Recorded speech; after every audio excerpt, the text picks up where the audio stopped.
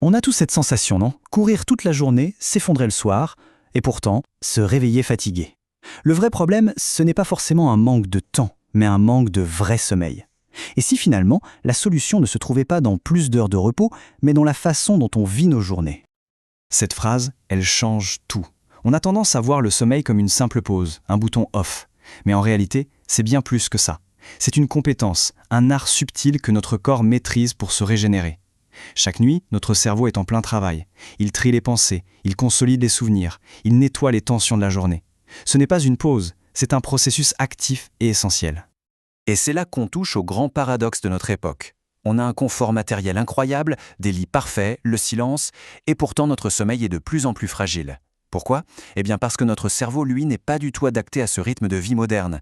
On lui demande de passer de 100 à l'heure à 0 en une fraction de seconde, de s'éteindre en plein milieu d'une course. C'est juste contre nature. Alors pour retrouver cet art un peu perdu, on va suivre un chemin assez simple. D'abord, on va comprendre où ça coince, ensuite, on va identifier les petits pièges du quotidien qui nous sabotent, et puis, on va construire ensemble les deux grands piliers d'un bon sommeil. Un rituel du soir pour calmer l'esprit, et une routine du matin pour synchroniser notre horloge interne. L'objectif, retrouver un sommeil qui nous recharge vraiment. Première étape, on va commencer par redéfinir ce qu'est vraiment le repos. Ce n'est pas juste s'arrêter, c'est une compétence qu'on a un peu mise de côté. Et voilà, tout est dit. C'est ça, le point crucial. Il y a un monde entre être simplement inconscient et atteindre un sommeil qui régénère en profondeur. Tellement de gens dorment 8 heures, mais se réveillent épuisés. C'est comme si la nuit, au lieu de recharger les batteries, les avait vidées un peu plus. Le but, ce n'est donc pas de dormir plus, c'est de dormir mieux. Bon, maintenant, regardons de plus près ce qui cloche. Quelles sont ces petites habitudes, souvent inconscientes, qui nous empêchent d'accéder à ce fameux sommeil réparateur? Je suis sûr que cette liste parle à beaucoup de monde. L'esprit qui mouline encore sur les problèmes de la journée, le réflexe du téléphone qu'on pose sur la table de nuit juste avant de fermer les yeux, les épaules tendues. Ce sont plein de petits gestes qui, répétés jour après jour, créent un véritable épuisement silencieux. En fait, le vrai problème, ce n'est pas tant le sommeil en lui-même que la transition. On passe d'une journée surstimulée à l'immobilité totale du lit sans aucune préparation. On demande à notre cerveau de piler net. Ce qui nous manque, en réalité, c'est un pont, un sas de décompression pour passer en douceur du monde de l'action à celui du repos. Alors, comment on le construit, ce fameux pont? C'est là qu'intervient la première solution vraiment concrète, la création d'une routine, d'une transition consciente entre le jour et la nuit. Attention, l'idée ce n'est surtout pas d'ajouter une corvée de plus à une journée déjà bien remplie. Non, pas du tout. Il faut voir ça comme un rituel bienveillant.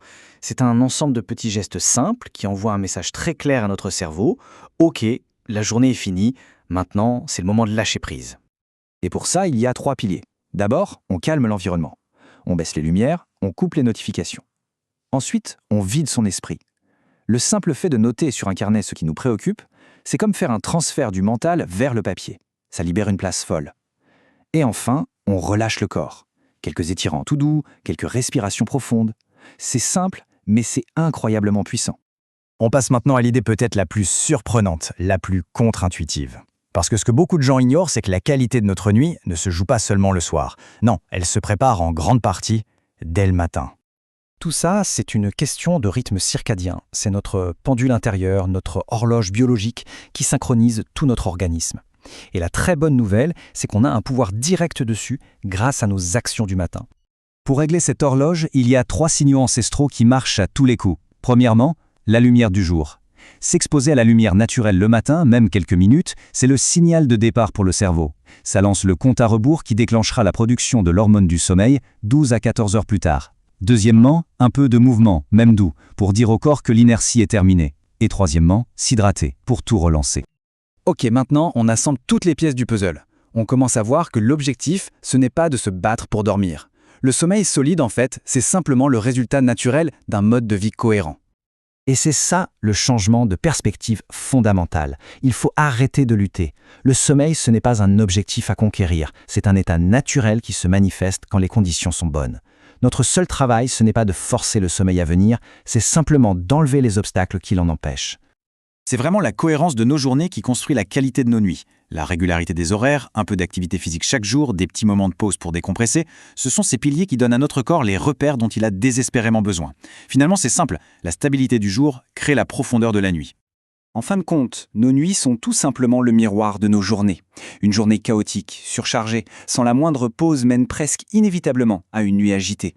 Et à l'inverse, une journée bien rythmée, avec des moments pour bouger et des moments pour se calmer, prépare naturellement le terrain pour un repos profond. Gardons cette dernière pensée en tête. On a été conditionné à voir le sommeil comme une perte de temps, presque une faiblesse dans une société qui valorise l'action. Mais si c'était tout l'inverse, si le sommeil était en réalité notre plus grand allié, la source silencieuse de notre clarté d'esprit, de notre équilibre émotionnel et de notre énergie vitale. Redécouvrir l'art de dormir, ce n'est peut-être rien d'autre que se donner les moyens de devenir la meilleure version de soi-même.